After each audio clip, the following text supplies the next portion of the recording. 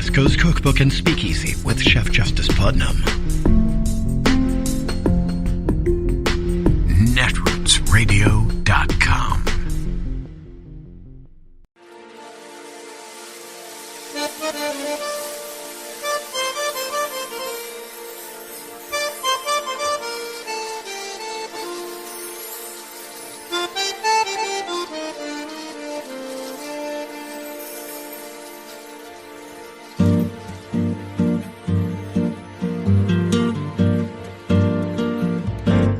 Je voudrais du soleil vert, des dentelles et des théières, des photos de bord de mer, dans mon jardin d'hiver.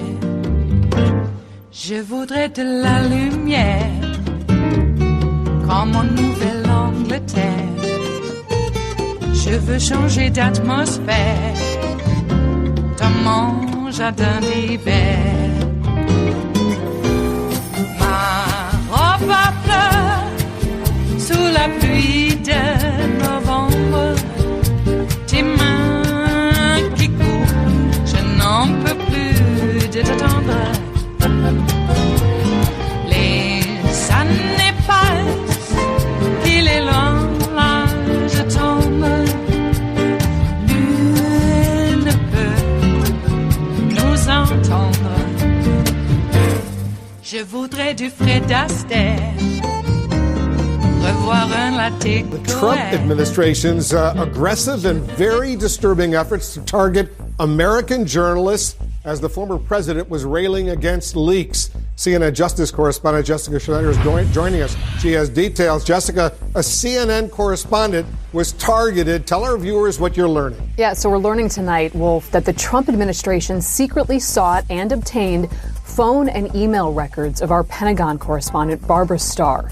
Now, Starr was notified by letter a week ago that the Department of Justice, under former Attorney General Bill Barr, obtained her records covering a 2-month time period, June and July 2017. DOJ got a hold of the records last year, and those records included calls made to and from Barbara Starr's home, cell, and office phones. The government also got a hold of non-content information from her email. That means details about who got emails and the time and the date sent, not the email content itself. So the letter did not say why Barbara Starr's communications were sought, but over the time frame listed in the letter, June and July 2017, she reported on U.S. military options for North Korea that were being prepared for President Trump, as well as stories including on Syria and Afghanistan. And this is significant because this is the second time in just a few weeks that reporters whose records were obtained secretly and unbeknownst to them, the second time that they've been notified that the Trump Justice Department got a hold of their records. Now, the current Justice Department is responding to all of this now, making clear that these records were in fact obtained under the Trump administration last year. Now, the president of our network, Jeff Zucker, is responding and has issued this statement saying CNN strongly condemns the secret collection of any aspect of a journalist's correspondence, which is clearly protected by the First Amendment. We are asking for an immediate meeting with the Justice Department for an explanation. Well, and Jessica, this happened last year, but we're only finding out about it now, right? That's exactly right. Barbara Starr was notified about a week ago, and it's important to realize that all of this was done in secret. Attorney General Bill Barr had to approve of pursuing these records, and then the case had to be made in court that the reporter, Barbara Starr in this case, could not be notified because it would jeopardize either national security or the investigation itself. You know, these were likely or possibly leak investigations that DOJ was pursuing. And the court proceedings are typically under seal in cases like this. It's still unknown what evidence DOJ presented to secretly get this trove of records, 2 months worth of phone and email records for Barbara Starr. Now, she was informed via a letter from the Justice Department on May 13th.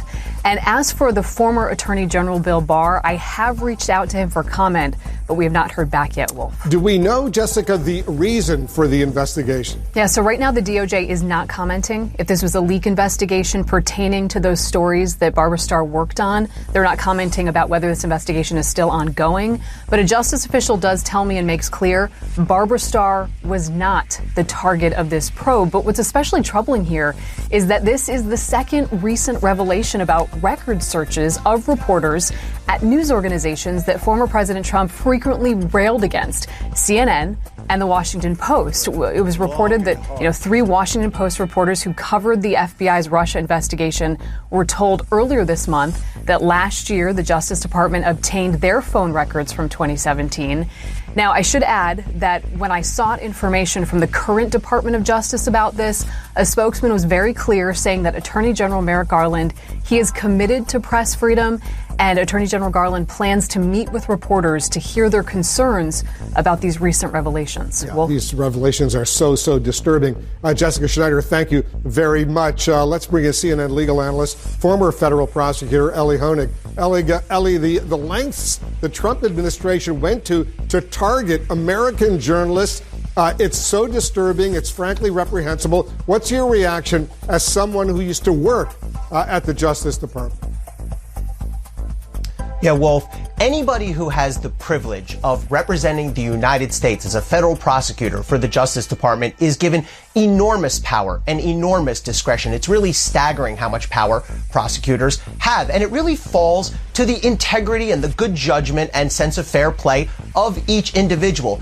In this case, Wolf, unless there was an imminent and grave threat, and there's zero to indicate that, then this was a monumental abuse of power, and it had to go to the top of the Justice Department because under Justice Department regulations, this would have to have been approved by the Attorney General.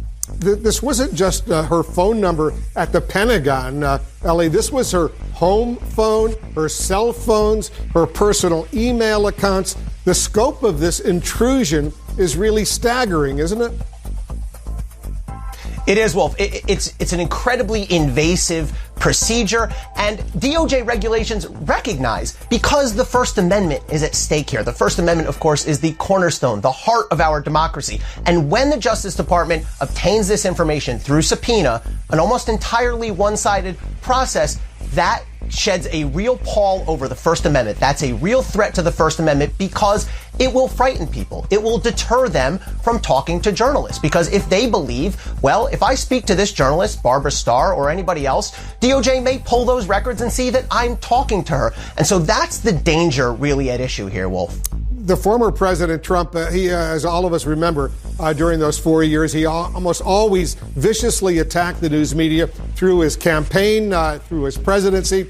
How chilling is it to see that the Justice Department followed suit and targeted American journalists like this? Yeah, Wolf, one of the most devastating legacies of the Trump administration is that he continually vilified and attacked the media. How many times did he lash out over Twitter or elsewhere about the fake news or worse than that? And it's really disturbing to see that the Justice Department, as it did all too often under Donald Trump, not only went along with it, but facilitated it and promoted it. And we know from Jessica's reporting that this application to subpoena the information relating to Barbara Starr, the approval was given in 2020. So unless it happened in the very last week of December, it would have been Bill Barr who approved it. And again, that's all too characteristic of the way Bill Barr enabled Donald Trump's absolute worst instincts. Yeah, Trump used to say almost all the time, the news media were the enemy of the American people. It's just the latest example. Just in the last 2 weeks, we learned that the Trump Justice Department secretly obtained phone records of several Washington Post reporters, not just Barbara Starr, our Pentagon correspondent, who's distinguished, highly regarded, been there for many years. How persuasive was this, all of this potentially? Pervasive was this? Yeah, look. Yeah, well, that's the big question. How pervasive was this? How far did it go? How wide did it go? There could well be more because the way these orders work and the way it worked with respect to Barbara Starr is DOJ has the ability to go to a court and say, we want to get this information, but we don't want to notify the journalist or the media organization. And that puts the journalist and the media organization in an especially difficult position because we, CNN or Barbara Starr, doesn't even have the ability to go to court and say, Judge, we want to fight this. It's a one-sided fight.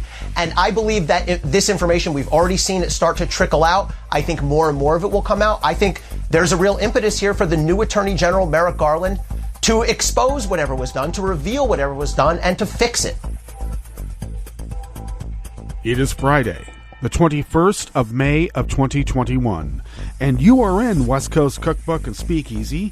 I am your chef de cuisine, Justice Putnam. Gunner the English Bulldog is our snoozing sous chef, and our daily special is Blue Moon Spirits Fridays, because we are all nighthawks in the diner of life. Well, the French 77s are virtually poured for your imbibing pleasure, so please do.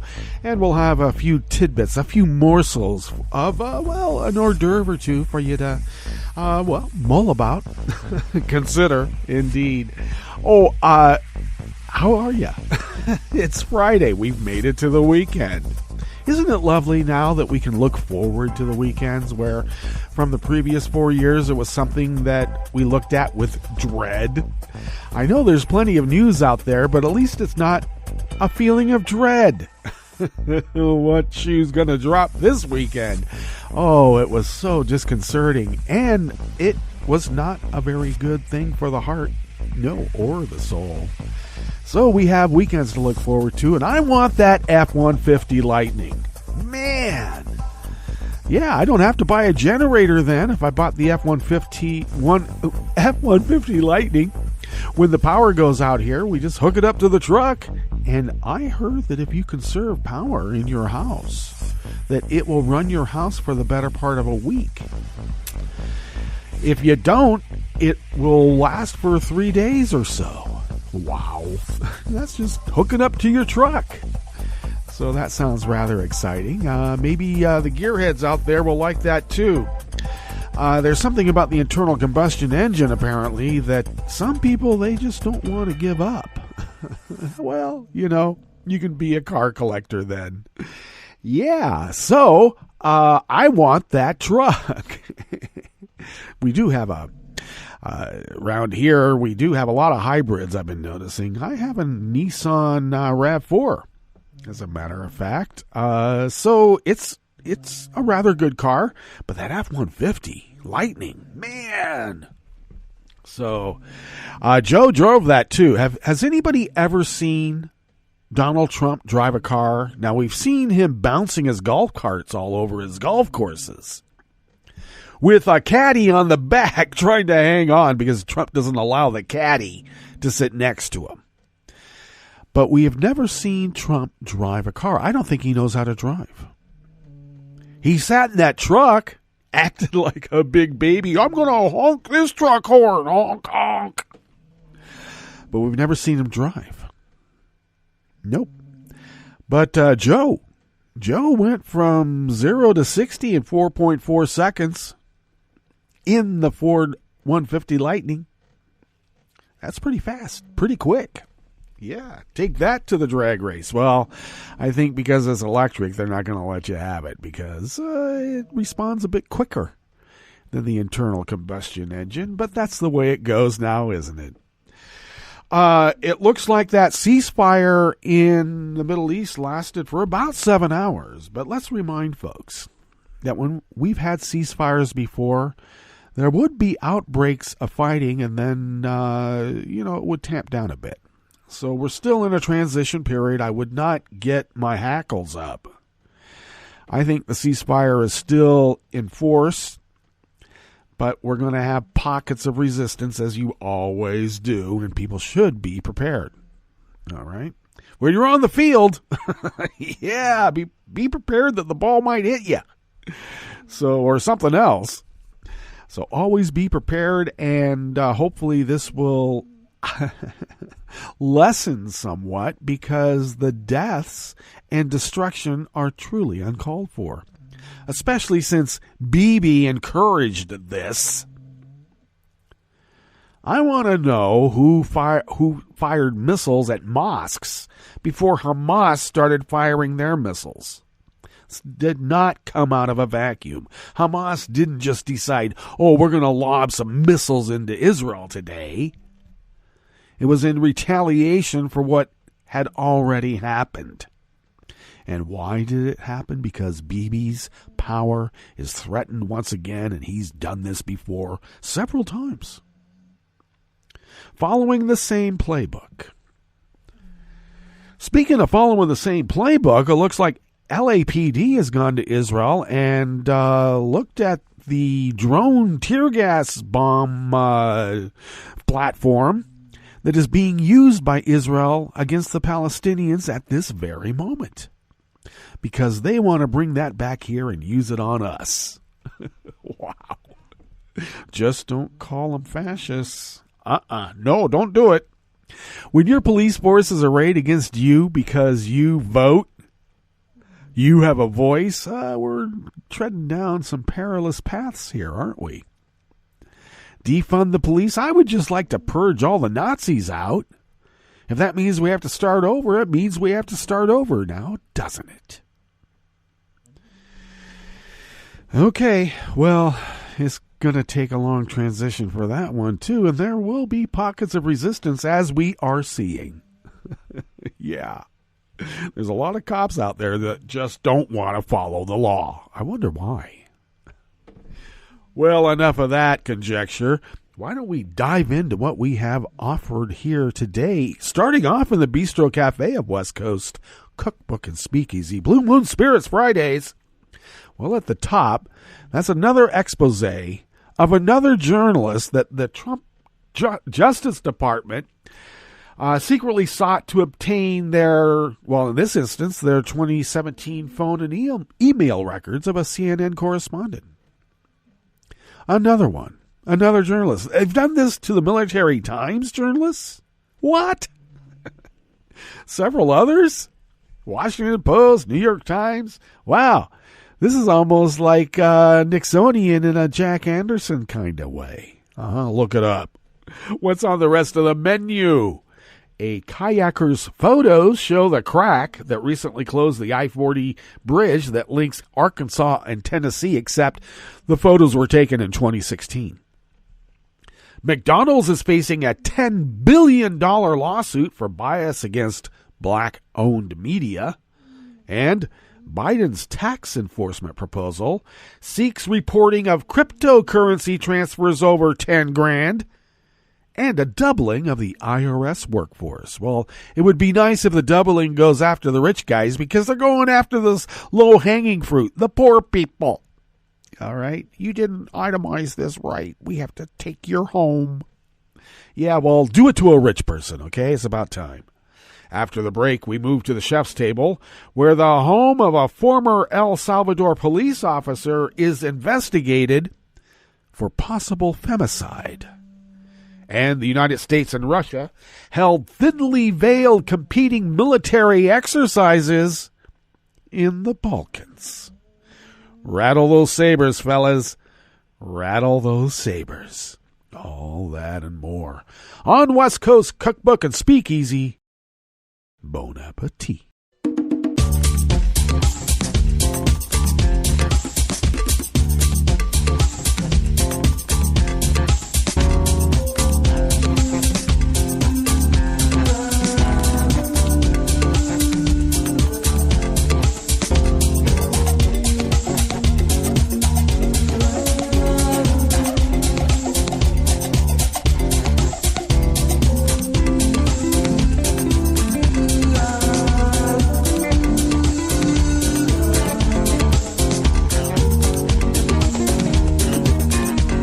Near the bottom of our homepage at netrootsradio.com, to the right of the page is that chat room link, and that chat room is monitored by Kelly Lincoln, and we thank Kelly for doing so.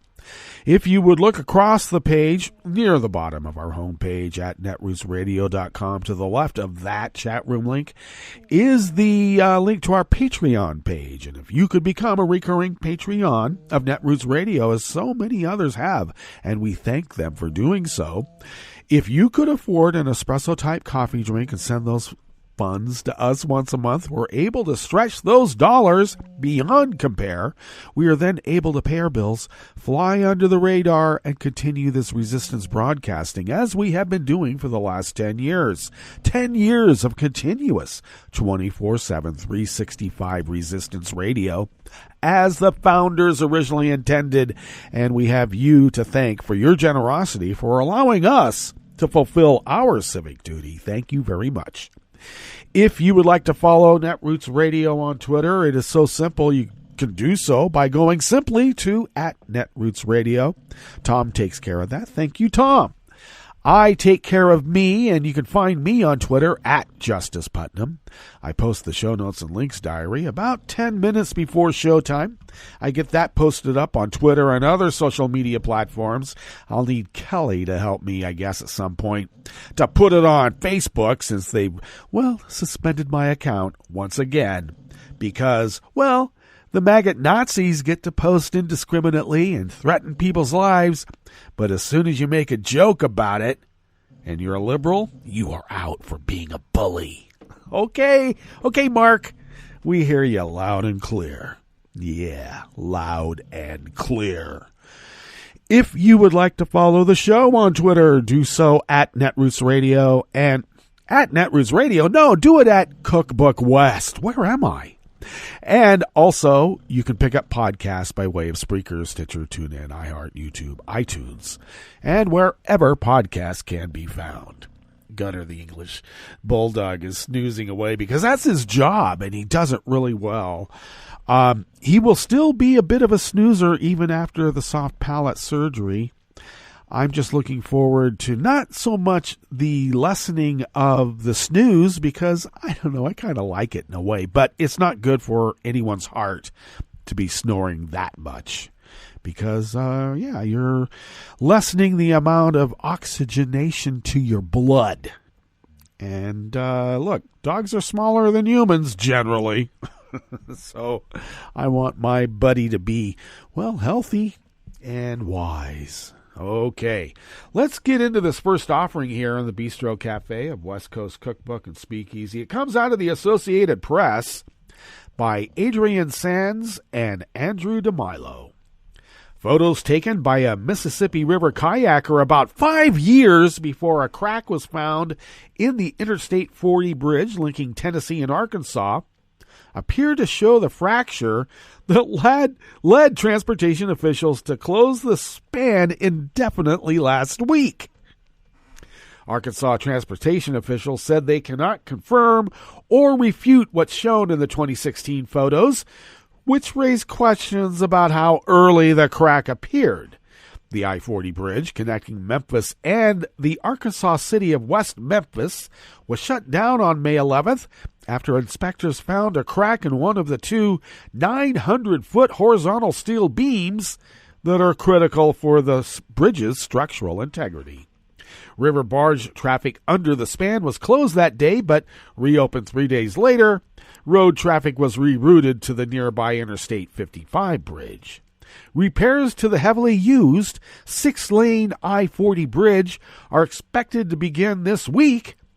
This week, I guess it would be today. Maybe they mean next week.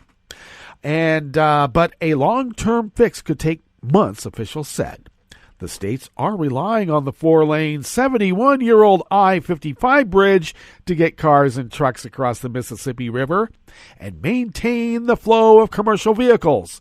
Engineers are inspecting the I-55 bridge to make sure it can withstand the heavier traffic. Barry W. Moore, age 64, told the Associated Press on Wednesday that he took the photos while kayaking on the Mississippi River in August of 2016 with a group of friends from the Boy Scouts, where he volunteers. Moore said he stored the images in his computer after the trip and went back to look for them after he heard about the discovery of the crack. Moore said he zoomed in on the photos, found the crack, and showed them to his brother. Our jaws dropped, Moore said. An AP photo editor inspected metadata from one of Moore's photos and determined it was shot on August 6th of 2016, verifying its authenticity. Moore said he sent the photos to the state transportation departments in Tennessee and Arkansas. He heard back from the Arkansas Department of Transportation this week, he said. The Arkansas Department of Transportation spokesman Dave Parker said the agency went back through its photos of the bridge dating back to the early 2000s and could not find any confirming or refuting the 2016 pictures. The department, which inspects the bridge at least annually, did not have access to drone videos for its inspections before 2019. The kayaker's pictures, which were first reported by WMC TV in Memphis, bring into question just how long the crack had been visible in the bridge's structure. Abdel Abel-Nabi, an engineer and University of Memphis professor who has been closely watching the I-40 bridge situation, reviewed the photos for the AP. He said it appears the break in the beam could have been present before 2016 because fatigue cracks take time to develop, and the beam shown in Moore's photo was already corroded.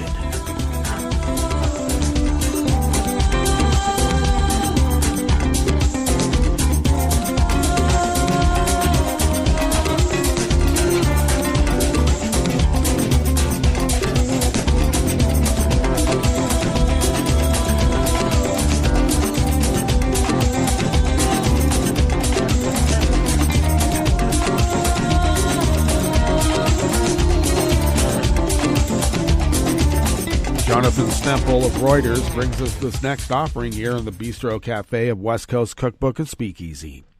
McDonald's Corp. was sued yesterday, Thursday, for at least $10 billion by two companies owned by media entrepreneur Brian Allen, who accused the fast food chain of racial discrimination for not advertising enough with black-owned media outlets.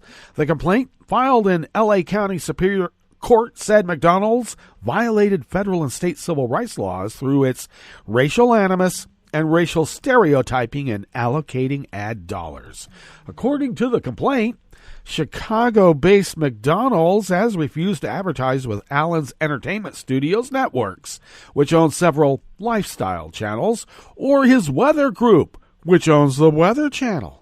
The complaint said blacks comprise about 40% of McDonald's customers, but the company devoted less than $5 million of its $1.6 billion U.S.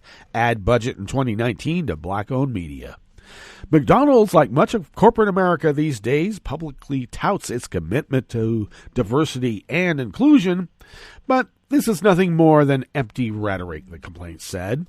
Allen sued on the same day McDonald's said it would boost its national ad spending with black-owned media to 5% from 2% in 2024, or by 2024, and also spend more on Hispanic, Asian American women, and LGBTQ-owned platforms. We have doubled down on our relationships with diverse-owned partners, McDonald's said in a statement.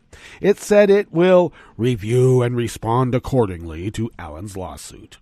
In April, General Motors pledged to advertise more with black-owned media after Allen and other entrepreneurs took out full-page newspaper ads accusing the automaker of ignoring those media.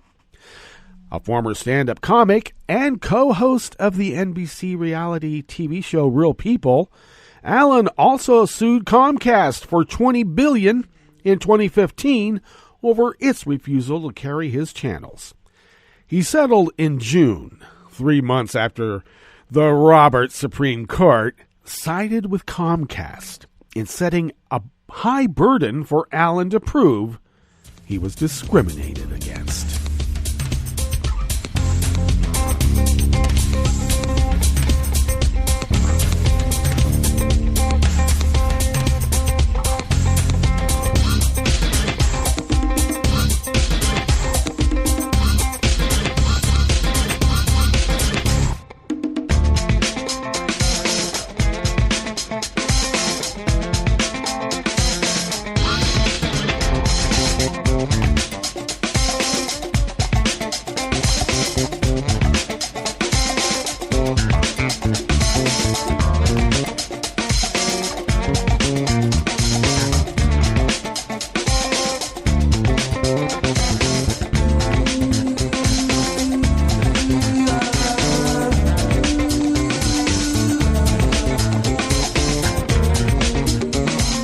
David Lauder of Reuters brings us this final offering here in the Bistro Cafe of West Coast Cookbook and Speakeasy. The Biden administration's tax enforcement proposal would require that cryptocurrency transfers of over $10,000 be reported to the IRS and would more than double the IRS workforce over a decade, the U.S. Treasury said yesterday, Thursday. The plans were part of a Treasury report detailing the Biden administration's proposal to invest some $80 billion into the U.S. tax agency through 2031 to improve compliance on revenue collections.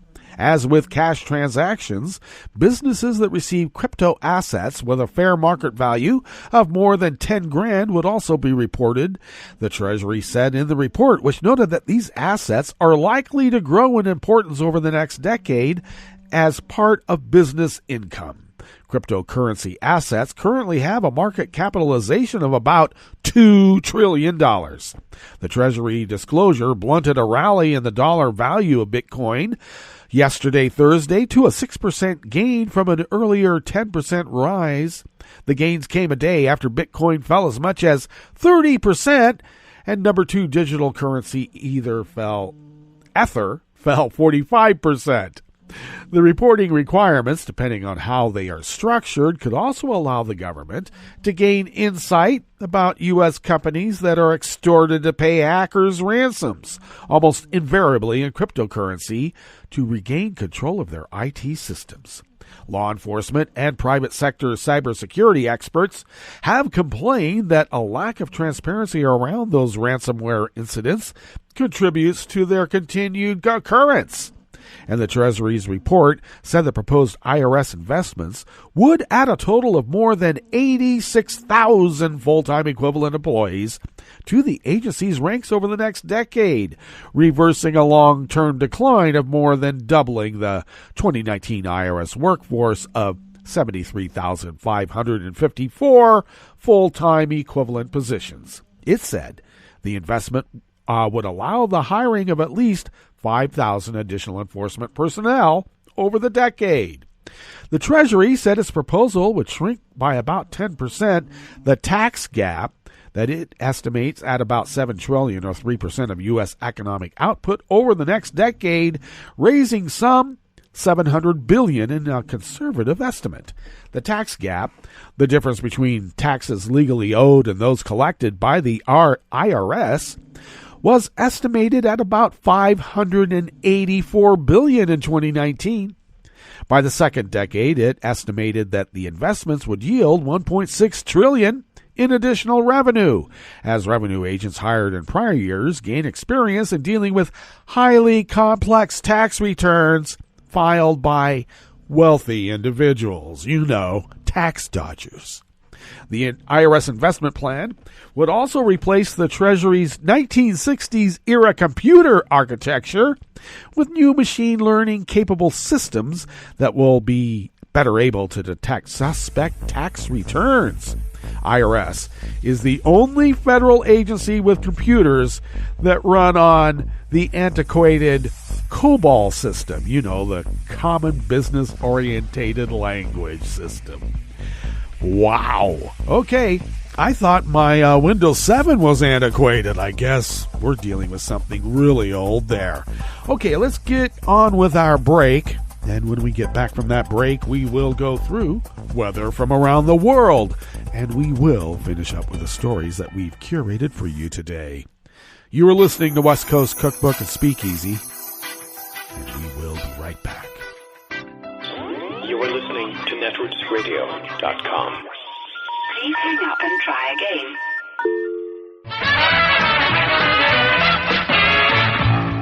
From a point at sea to the circles of your mind, a new force is at work for planetary transformation. New radio for a new Earth.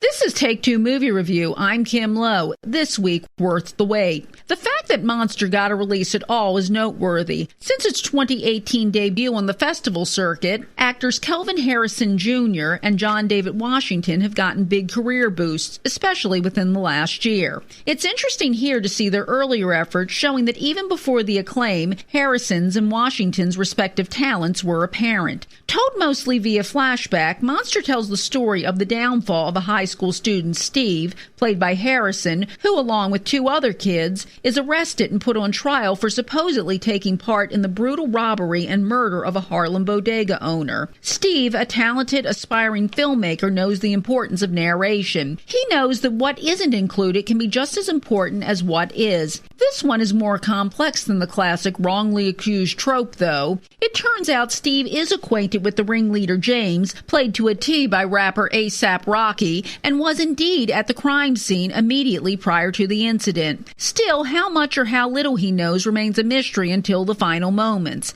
At times, Monster has the feel of a long TV crime drama episode, but the acting saves it from that. In particular, the supporting work by Jeffrey Wright and Jennifer Hudson, who plays Steve's shocked middle-class parents, Jennifer Ely, who shines as Steve's court-appointed attorney, and Tim Blake Nelson as Steve's film teacher, all deserve special credit. Ultimately, though, it's Harrison who carries the film past occasional lapses in the script. Monster is worth the watch if only to see the acting, but it's one guaranteed to stay with you, especially in an era when the topics of policing, prosecution, and criminal justice reform are front and center.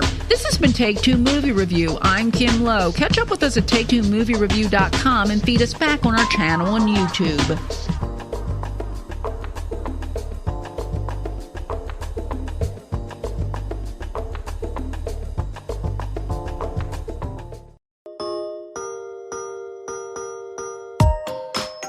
Hi, and welcome to COVID Quickly, a Scientific American podcast series. This is your fast-track update on the COVID pandemic. We bring you up to speed on the science behind the most urgent questions about the virus and the disease. We demystify the research and help you understand what it really means. I'm Tanya Lewis. And I'm Josh Fishman. And we're Scientific American's senior health editors. Today we're going to talk about an oncoming wave of disabling grief that could hit lots of people. And we'll try and unconfuse you about the complicated new mask-wearing guidelines from the CDC. This is a sad story, but it's important. People who have lost loved ones to COVID are at high risk for a mental health problem called prolonged grief disorder. How is that different from normal mourning? Well, it's paralyzing. Tanya, this is a high level of mental anguish that keeps people from leaving their homes, taking care of their families, and holding down a job. It's a recognized syndrome that can go on for a year or more without let-up. Ordinarily, after losing someone close, you can be anguished, and then you start to function again in time. But people with prolonged grief describe their lives as simply waiting to die. The scary thing is that it looks like there will be a huge number of these people because of COVID. Katie Harmon Courage, one of our Siam.com contributors, crunched some numbers in a story that's now up on our website. About 5 to 10% of bereaved people get this condition. There are almost 600,000 COVID dead in the U.S., and each one leaves behind about 9 close mourners, research shows. This means there could be 250,000 to 500,000 people disabled by grief in the coming months. Mental health specialists say COVID deaths make bereaved people particularly prone to this problem. The deaths are often sudden. Those left behind are cut off from normal mourning rituals, says Catherine Shear, a psychiatrist at Columbia University. Plus, travel and activity restrictions make it hard to make connections and rebuild lives. Add on economic hardship and general anxiety, and you've got a real problem. And there are already signs that the pandemic triggers this disorder. Research published earlier this year found indications of prolonged grief in nearly 38% of pandemic bereaved individuals in China. That is more than triple the typical rate. The disorder can also exacerbate suicidality and substance misuse. Can people get help for this condition? That could be really tough. We're not ready for something this big in terms of mental health resources. Grief disorder is usually treated with months of therapy. That works. But we don't have therapists. There are about 30 psychologists and fewer than 16 psychiatrists per 100,000 people in the U.S. Numbers are even lower in poor communities that have suffered the most deaths during the pandemic. People in such areas, who tend to be people of color, often can't afford insurance to cover mental health treatment. So there aren't easy answers. Experts say a safe return to morning rituals, vaccinated or masked, could help. So could relieving other pandemic stresses like getting evicted or going hungry. That relief gives a grieving family a chance to deal with the loss of a parent, for example. And the Biden administration has promised $2.5 billion to aid state mental health services. But I don't know if that money will bolster the grief counseling that's needed here. If you do need help, if you or someone you know is struggling or having thoughts of suicide, there are places to turn. Call the National Suicide Prevention Lifeline at 1-800-273-8255. Or contact the Crisis Text Line by texting TALK, T-A-L-K, to 741-741. The CDC recently issued new guidelines saying that vaccinated people no longer need to wear a mask or social distance in most indoor and outdoor settings, with a few exceptions like hospitals. What do you make of the guidelines, and are you ready to ditch your mask?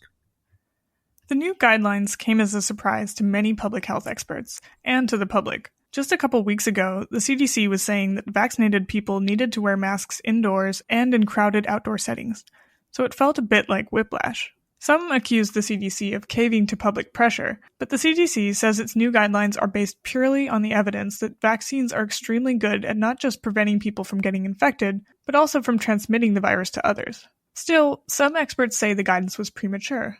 As Angela Rasmussen, a virologist at the Vaccine and Infectious Disease Organization at Canada's University of Saskatchewan, pointed out in a recent article in Slate, it's not so much the science they object to. The vaccines really do protect people. It's the way that science is being communicated. The biggest problem is there's no way to know if someone who's not wearing a mask has been vaccinated or not. It's basically an honor code. And that could leave unvaccinated people, including young children, or immunocompromised people, vulnerable to getting COVID. Plus, it makes it virtually impossible for businesses to enforce mask guidelines, which could make essential workers feel unsafe. And we're already seeing some places that are getting rid of their mask mandates, even though more than half the country is still unvaccinated. Tanya, you asked our Siam colleagues, many of whom are now fully vaccinated, about if, when, and where they're going to keep wearing their masks. What did you hear? Many told me they were happy to ditch their masks outside in uncrowded areas. One even said she felt near giddy, but they were planning to keep them on indoors in places like grocery stores or public transit.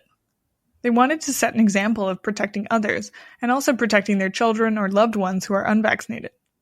Others said they were happy to comply with state or local guidelines, but were ready to stop wearing masks in situations the CDC says are safe, especially the people who wear glasses, who are constantly having to fight the fog. Personally, I've been happy to take my mask off when I'm outside away from other people, but I plan on keeping my mask on when I'm in most indoor settings with strangers, at least until more people are vaccinated and the number of COVID cases is much lower. What about you, Josh? I keep mine in my pocket, and I put it on when I run into crowds, indoors or outside. Sounds reasonable. For my part, it's not that I think the vaccine won't protect me, although no vaccine is 100% effective. It's more the fact that given so many people are unvaccinated, I don't want to make people guess whether or not I am. It's not a huge inconvenience to wear one, and if it helps model behavior that keeps others safe, I'm happy to keep it on.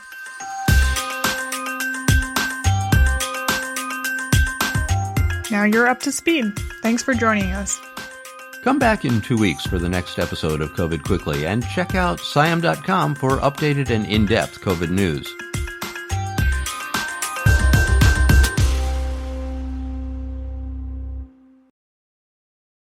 I'm probably okay to have one more drink before I drive home.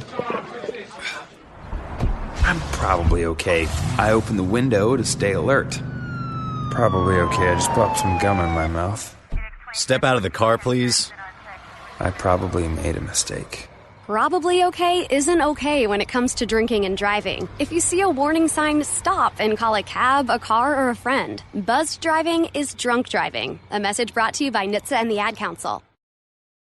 Hi, I'm Tom Hartman, and since you're listening to netrootsradio.com, show your progressive side and go to the donate button on the bottom of the homepage. It's progressives like you who power Netroots Radio and keep the progressive message beaming everywhere 24 hours a day. Just go to our donate button at the bottom of netrootsradio.com. Thank you for keeping progressive radio at full power.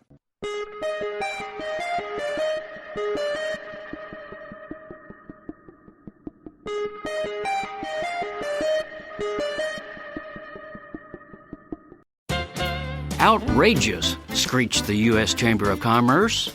It doesn't feel fair, whimpered a top corporate executive. The wailing by those who run corporate America is not for the plight of the workaday families who've seen their income stagnate and even plummet to zero during the past months of the coronavirus pandemic. Rather, this chorus of woe comes from powerful plutocratic interests that have been enjoying windfall profits. Why? Because, they cry, that meanie in the White House, Joe Biden, intends to jack up their corporate tax rate. But wait. Didn't Trump and the GOP Congress slash the corporate share of our nation's upkeep nearly in half just 4 years ago, shifting the burden to the middle class and poor? Yes. And didn't they promise that those cuts would create millions of new jobs? Yes again. Yet, corporations got richer and working stiffs got shafted. Still, here they come again, howling that raising corporate taxes would crash the stock market. Well, the day Biden announced his plan, stock prices did fall by less than 1%. The next day, they bounced right back, and they're still booming. Moreover, those are crocodile tears the rich are shedding, for they know that, as Biden himself makes clear, his proposed uptick in their tax share, quote, is not going to affect their standard of living at all, not a little tiny bit.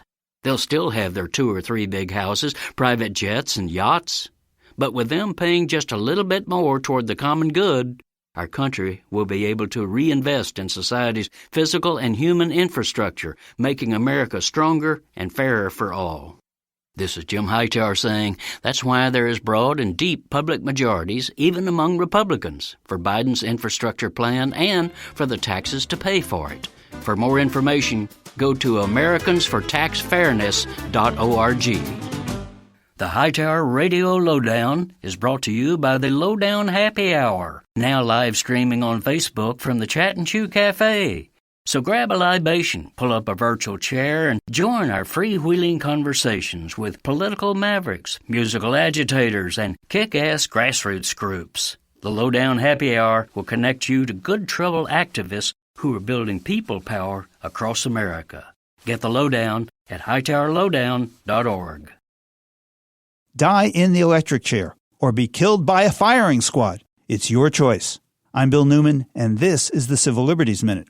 And those really are the options, firing squad or electric chair, if you are on death row in South Carolina, according to a bill just signed into law by that state's governor, Henry McMaster. Technically, lethal injection remains the state's preferred method to kill people, but when lethal injection drugs are not available, then it will be either the electric chair or a firing squad.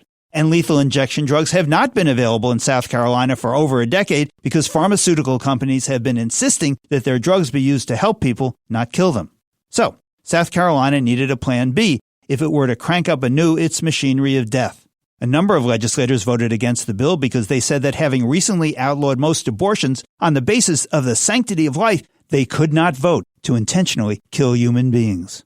That argument lost. One proposed amendment would have allowed live streaming of executions so that people could see what was being done in their name. That proposal lost. Another proposal would have required lawmakers to attend the executions they have demanded and authorized to see their handiwork carried out. That amendment also lost. So, how soon this mistake-prone, racist, arbitrary system of state executions will spring back to life in South Carolina? Well, that's not clear. But, based on the new law, that day is coming. The Civil Liberties Minute is made possible by the ACLU because freedom can't protect itself. I'm Rick Smith, and this is Labor History in 2. On this day in labor history, the year was 1984. That was the day Toledo auto workers at AP Parts Plant battled police in an attempt to save their union. The battle unfolded on the 50th anniversary of the historic Toledo Auto Light Strike. 400 members of UAW Local 14 had been on strike against the parts plant since May 2nd. The company imposed a final offer that stripped workers of their seniority rights, ended 30 and out pensions, and cut wages by 40%. They then laid off 175 workers and targeted the rest with a campaign of harassment and discipline. Workers walked off the job when the NLRB dismissed the union's unfair labor practice charges. Local newspapers printed the names and addresses of striking workers in a blatant attempt to blacklist them from area employers. Strikers had had it with AP's union-busting tactics, which included paying the hated private goon squad, Knuckle's Security, $45,000 a week to escort scabs into the plant. The final straw came with an injunction restricting the number of pickets. In an act of solidarity, area unions came together for a show of union strength. Thousands of UAW people from area auto plants joined with striking OCAW refinery workers at the main gate to challenge the new injunction. Police in full riot gear charged the crowd with tear gas, clubs, and pellet guns, beating and arresting dozens of strikers. A pitched battle ensued between workers and police that lasted up to 18 hours until the company was finally forced to eject scabs from the plant. While workers were jubilant, the strike served as a warning about the future of small parts plants. The strike dragged on for months, ending in deep concessions and outsourcing. Labor History in 2 brought to you by the Illinois Labor History Society and The Rick Smith Show. For more information, go to laborhistoryin2.com.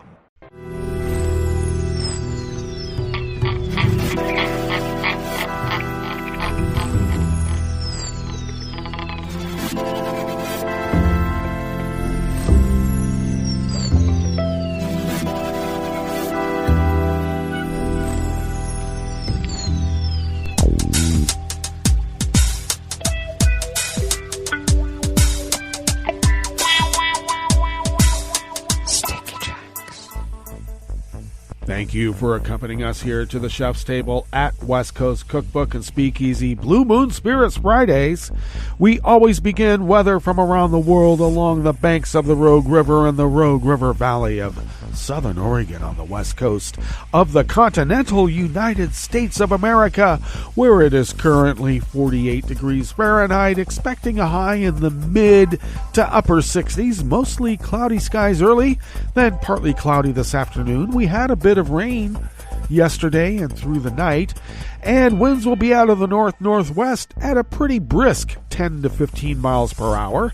Partly cloudy overnight with lows in the mid-40s. Winds will decrease out of the northwest at 5 to 10 miles per hour. Plenty of sunshine along with some cloudy intervals tomorrow with highs in the low 70s, and winds will remain out of the northwest at 5 to 10 miles per hour. Confirmed cases of coronavirus in Jackson County in the southern part of Oregon after our mask mandate has been lifted has now increased to 11,049. Our deceased remain at 141. Pollen is rated as very high, and that would be grass pollen right outside the window here in Rogue River proper. The air quality index for the region is good at 30 parts per million, and that daytime UV index remains very high at 8. Barometric pressure is holding steady at 30.2 inches. Visibility is at 9 miles, and relative humidity is at 85%. Weather from around the world is brought to you by a crowd of crowdsourced weather stations that are crowdsources from around the world, and that's commonly known and affectionately known as the Weather Underground. London is 53 and cloudy. Paris is 65 and sunny. Rome is 72 and sunny. Kyiv is 68 and fair. Kabul is 68, fair with wind.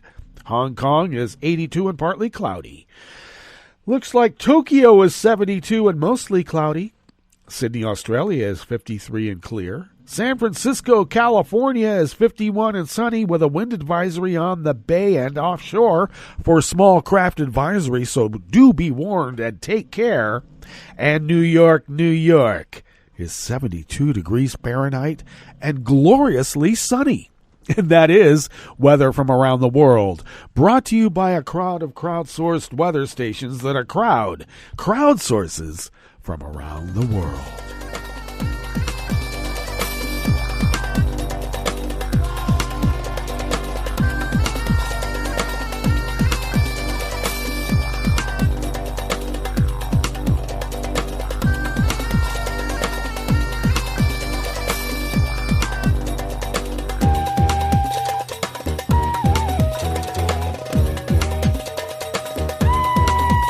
This first amuse-bouche here at the chef's table at West Coast Cookbook and Speakeasy is brought to us by anonymous staff at Reuters. El Salvador officials said they were excavating graves discovered at the house of a former police officer that contained as many as 40 bodies, most of them believed to be women. Exhuming all the bodies could take another month, authorities said. The remains of at least 24 people have been recovered so far at the house in the municipality of Chalchuapa, about 48 miles northwest of the capital, San Salvador. At least 10 people are facing charges, according to the Office of the Attorney General, including a former police officer, Hugo Ernesto Osorio Chavez, whose home is on the same site as the graves. Neither Osorio nor his lawyer could immediately be reached for comment. Dozens of people who believe their missing relatives could be among the bodies gathered outside the house on yesterday, as forensic workers dressed in white suits removed skeletons from the ground. There's a hope of recognizing a family member even among the corpus, said Marlene Barrientos, age 50, who carried a photograph of her son, who disappeared in 2015. The discovery of the mass grave has brought the issue of femicides into focus in the Central American country of 6.7 million, which recorded 70 killings of women last year. There were 111 in 2019. So far, authorities have prosecuted 9 cases of aggravated femicide and another 5 cases of aggravated homicides in connection with the case. The central axis of the investigation is sexual violence, the prosecutor told the press earlier this week. Violence against women in Latin America worsened during the pandemic, according to aid groups separately in Mexico. A 72-year-old man was arrested this week as a suspected serial killer of women. The remains of several people were found at his home in the state of Mexico during an investigation into the death of a 36-year-old woman.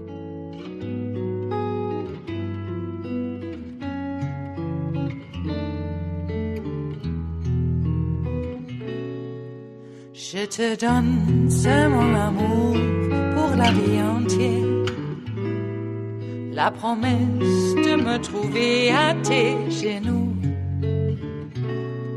Aussitôt que tu m'appelles, rester toujours fidèle. C'est tout, c'est tout. Je te donne tous mes printemps, mes étés de mer.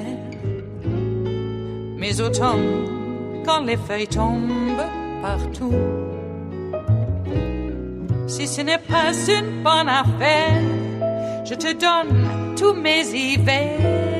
Anonymous staff at the Associated Press brings us this final amuse-bouche here at the chef's table at West Coast Cookbook and Speakeasy.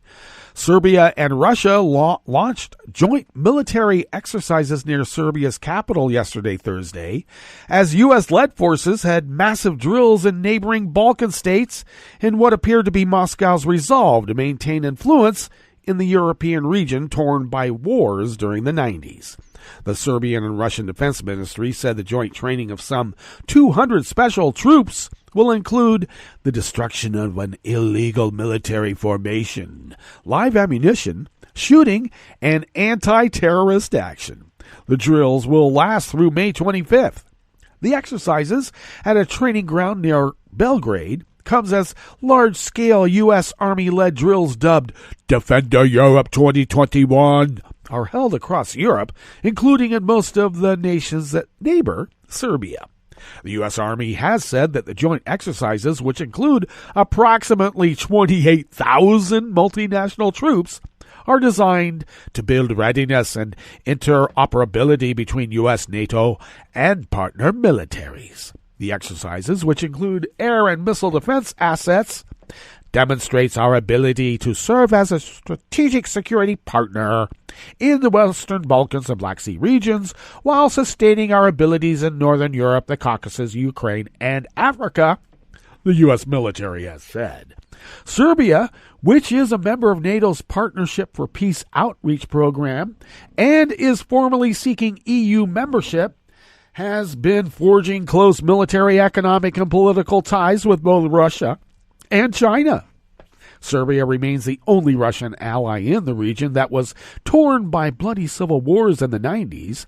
Most of Serbia's neighbors belong to NATO, and Moscow has openly opposed their membership in the Western Military Alliance, claiming the Eastern European region has its traditional sphere of influence. Serbian Interior Minister Vulin said that Russia is a great security partner. We are jointly thinking of how to preserve our countries because Serbia and Russia can be broken only from within, not from the outside. And that's what every mobster says. Well, that brings us to the end of our broadcast period for the day and the week, but you do know Netroots Radio broadcasts on. And we'll meet up on Monday for River City Hash Mondays. So do stay tuned to Netroots Radio all day and all night for all the breaking news as it breaks. And we'll meet up here on Monday, right here in West Coast Cookbook and Speakeasy. Bon appetit.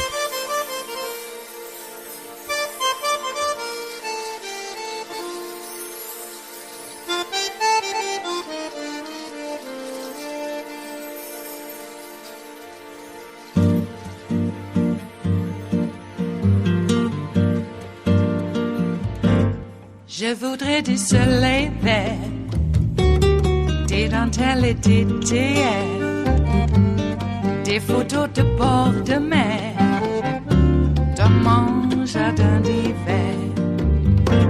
Je voudrais de la lumière, comme en Nouvelle-Angleterre. Je veux changer d'atmosphère, dans mon jardin d'hiver. Ma fleur sous la pluie de novembre, tes mains qui courent, je n'en peux plus de t'attendre. Les années passent, qu'il est loin, là je tombe. Nul ne peut nous entendre. Je voudrais du Fred Astaire, revoir un latte Coeur. Je voudrais toujours te plaire dans mon jardin d'hiver. Je veux déjeuner par terre, comme au long de golfe clair, t'embrasser les yeux ouverts dans mon jardin d'hiver.